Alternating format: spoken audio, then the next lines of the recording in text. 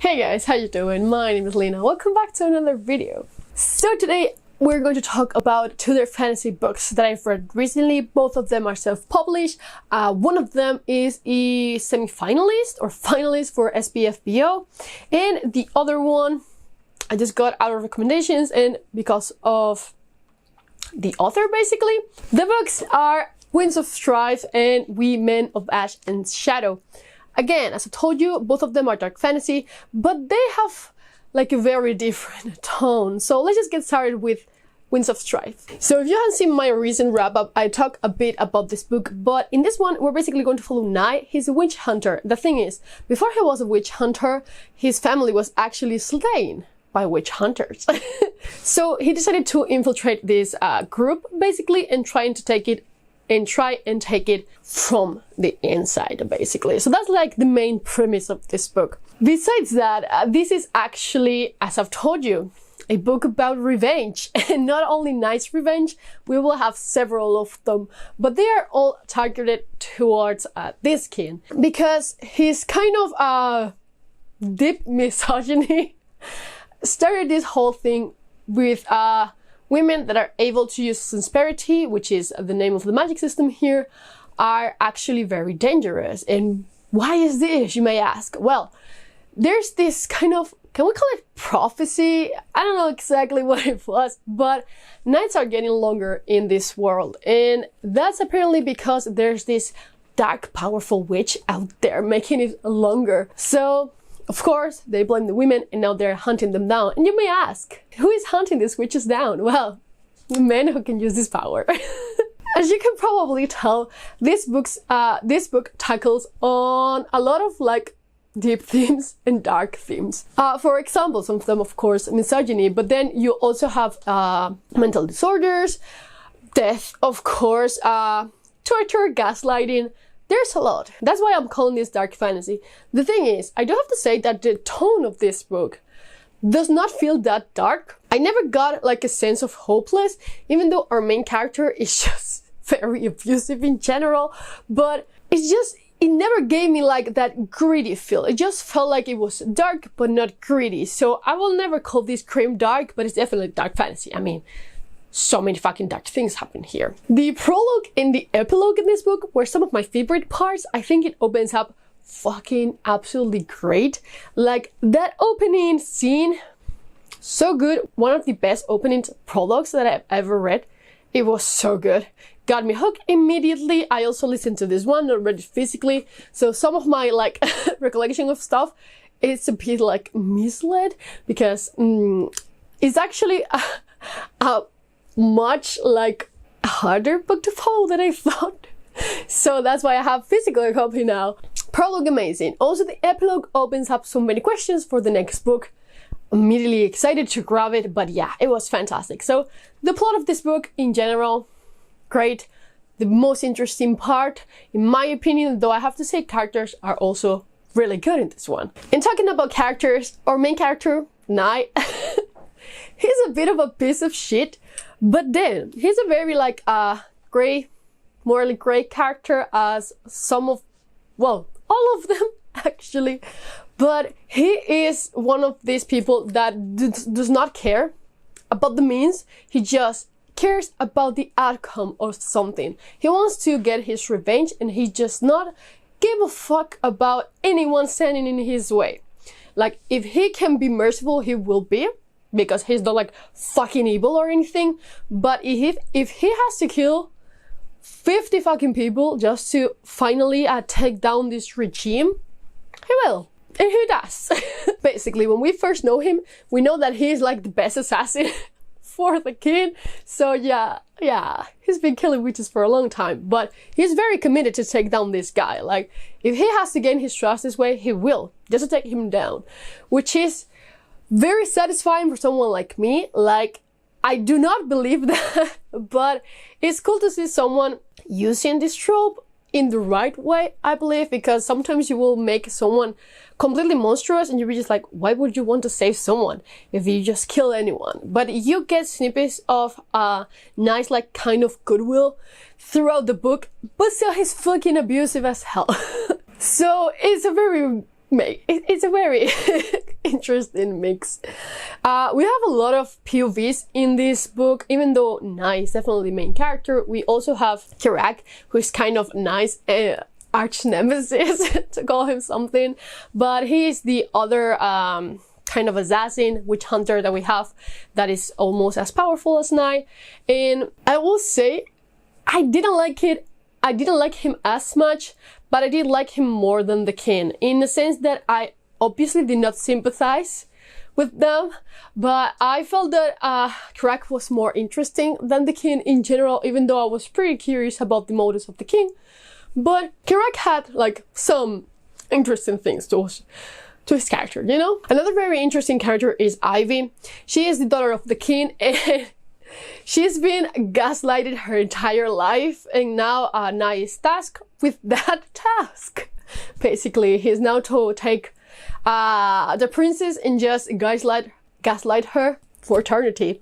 It's very interesting. I will tell you more about that when I tell you about the magic system, but this character felt very intriguing. At first, you're just like, okay, whatever, but once you're in her POV, you really get to sympathize with her. I mean, she's had a super shitty childhood, and she doesn't even know it.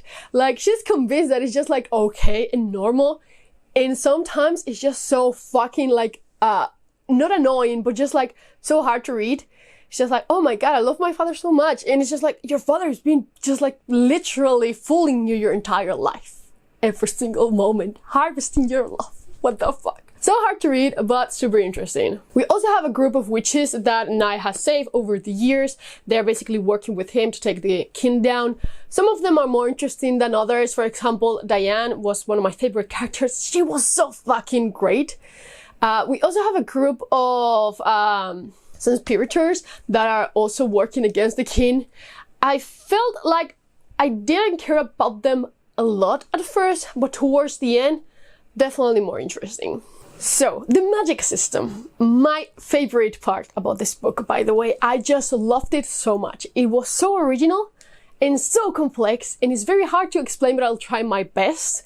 I will also not get too much in depth because you get to learn more while reading the book, so just do that. But as I told you, the magic system here is called Prosperity, and it's based on the use of emotions. That's just so cool. You harvest emotions. They get like pros and cons. For example, you can harvest anger, hatred, calm, confusion, care, fear, love, passion, a lot of things. But for example, if you harvest calm, you can conjure the shield around you, but in exchange, you will be less empathic. For example, you will not really care about any other people. You will just be so calm and focused on yourself, and that's it. So it has a lot of pros and cons. For example, as I was telling you, the king has been harvesting the love of his daughter for a long time. So he's been basically fooling her into believing that she really cares about him. And the same does Nai at the beginning of this novel. He's just like, okay, I have to take care of this girl. I will just harvest her love and that's it. It's great. Though I have to say that this developed into a relationship, and I think it's the part that I less liked. At first, I was just very on board with it because, of course, you know that it's being manipulated from the very beginning, but then it just rushes a bit.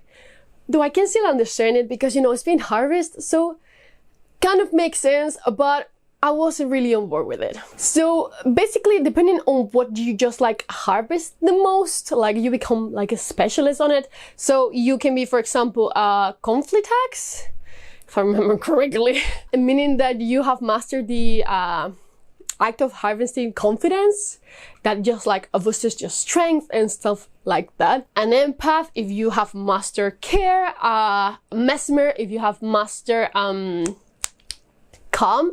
In the past, they also used to master confusion, which is so cool. Seeing in the pages was so cool. There's also this cool thing about hatred. It's kind of like you cannot master it because it will basically consume you. But yeah, definitely magic system, my favorite part. Then we have the world building, and I actually gave this book a 4.5 on Goodreads, and that 0.5 I took it because of the world building. I do have to say that I feel that is going to expand upon further books. That's why I just don't care as much.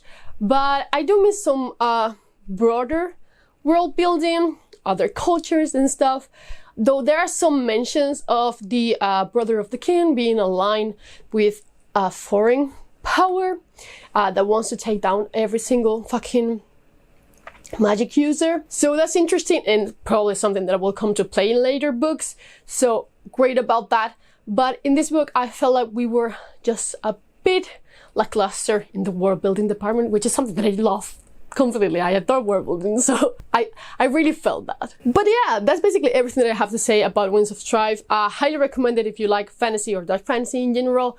As I told you, trigger warnings for, you know, mental disorder, because Nye has a voice inside his head. Gaslighting. Do I remember if the word torture? I'm not sure. But obviously death inside, so careful. Search them up just in case. But again, I gave it 4.5, an extremely great debut in my humble opinion. If it sounds appealing, I will 100% read it. Also, the audiobook is fantastic. By the way, the quality of this book is fantastic. I also really like, because I was exploring it after I got in it, it has an explanation of the uses of the magic of the Sinspirity, basically, before the chapters, so you won't be lost, because it's very complex. Great, like, side note there, like, so good. So the thing is, this is a very low fantasy, like, it barely has any magic. And I really like to know when my fantasy does not have magic. And obviously it was my fault, but I didn't research it really well. Like, I knew it was low magic, like, I knew it was low fantasy, but I had no idea it was this low. The main, like, a summary of this book is that you're going to follow Vanguard. He is employed by this man called Sanguine. Yeah, Felix Sanguine. And he basically is like, he's do everything dirty man. So he basically kills criminals in this street, and he comes across the murder of 2 guards and he has to investigate it. So again, pretty dark, you know, following mostly an assassin. So the plot is mostly a murder mystery for the first part. Then we have like a bit of a revolution, but it stays pretty grounded. So I do have to say that for once, the plot was not my favorite part of the book.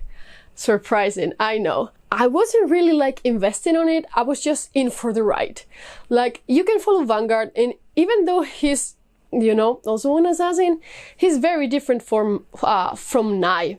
Nye has a conscience, but it's not really there. As I told you, he doesn't care about the means to an end. But Vanguard is pretty much being just like, yeah, I'm killing these people because they are fucking bad, and it's my responsibility to figure out what they did and why they deserve to be killed, basically. So he's a very, like, morally complex character. Like, he knows that he has to do this, but he's going to make sure that he's doing, like, the right thing, even though he's killing people. They are very different in that regard, even though both of these books are dark fantasy. So if you're better aligned with someone that you feel like is morally good, probably Women of Ash and Shadow is for you. But yeah, besides that kind of investigation part of the story, I really didn't feel much for it. But there's another character that comes into play that's called Tarin, and he becomes part of Vanguard's story, but his story actually didn't really convince me. He was so fucking annoying in my opinion, but let's just talk about the characters and leave the plot alone. Curiously enough, the best part of this book are the characters. Yes, the character work, I actually felt it was really good in this book. Especially with Vanguard, I feel like you always knew his motivations, where he was going, so you can get like a broader picture of everything. But yeah, in general, I really liked it. It is not told from his perspective, it's third person, but you get a very good feel about it. And even though we follow other characters like Tarim, Vanguard is the main character, basically. Like in Winds of Strife, yeah, you follow a lot of characters, but you have a main character. So I was very glad every time we get like a snippet of his past. I felt like those parts were super interesting. Vanguard is also a magic user, but the only magic that we have here is invisibility magic. So he's able to become invisible, not like invisible, but he's able to make people not notice him. So obviously that's why he's such a good assassin. But yeah, definitely Vanguard was the best part of the book for me. I know a lot of people really like him too, so yeah. His employer was also pretty interesting, honestly, even though he was like very mafia type of dude, ruling in the shadows the entire city. I actually quite not like him, but I was very interested on him for some weird reason. We also have Henriette, more related to Vanguard. She's like the boss of this brothel, and she really differs from the norm of this type of character, which is something that I really enjoyed. It was just like a breath of fresh air. Though I have to say, this book reminded me a lot of the Weight of the Shadows of Brent Weeks. I don't know why, but in the middle of it, I was just like, is this just like Way of Shadows? And since then, I was just like making comparisons all the time. But I just think that it's similar because of the assassin theme, the brothel, and the dark tone. But aside from that, nothing else. Then we have Taran, who for me was such a fucking brat, annoying ass bitch. He's basically a novel that has falling into disgrace.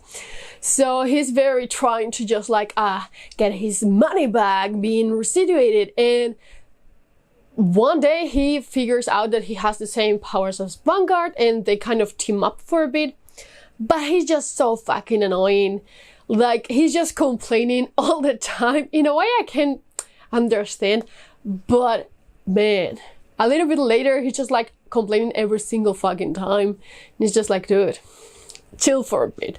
But yeah, I just didn't like him. Team Vanguard all the way, like, what the fuck. But yeah, as I told you, the magic system is barely existent. Like, there's barely anything besides these two guys that, as I told you, can turn practically invisible. It's not like really invisible, but they don't seem to be noticed, like they can master it. But it's just that. Nothing else, which was very lackluster for me. Like, I really love complex magic systems. It's usually my favorite part, along with the plot and world building. So I don't have to say that I didn't dislike it, because it's more of a gang. Like, it reminded me a lot of Priest of Flies in this aspect, like having this kind of a gangstery feel to it. Also because it is pre-industrial or industrial era. Like, there's mention of a camera here, and it just completely took me out, which is like, a camera? What do you mean by a camera?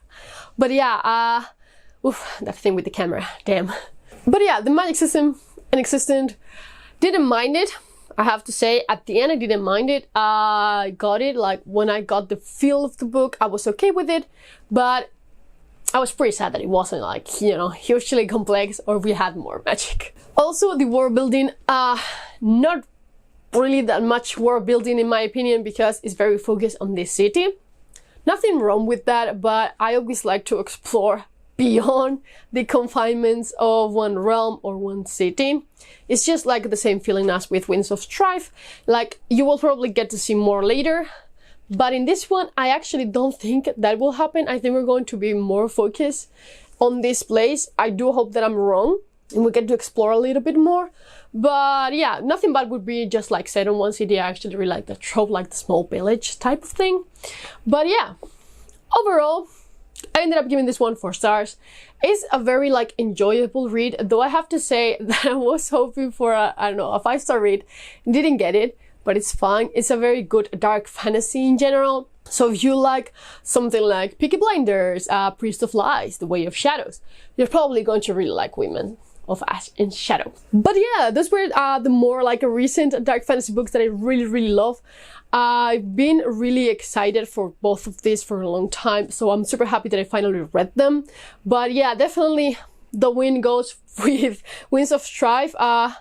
Probably, yeah, it's one of the best books that I've read this year, honestly. I did really like this one, even though I was hoping for more. But yeah, still, if any of these sound interesting, please just pick them up. I also listened to this one on audiobook. It was really good too, so if you're into audiobooks, you can have that. But yeah, have you read any of these books? Are you planning on reading them? In that case, just please leave a comment down below, as always. And I will see you in the next one. Bye!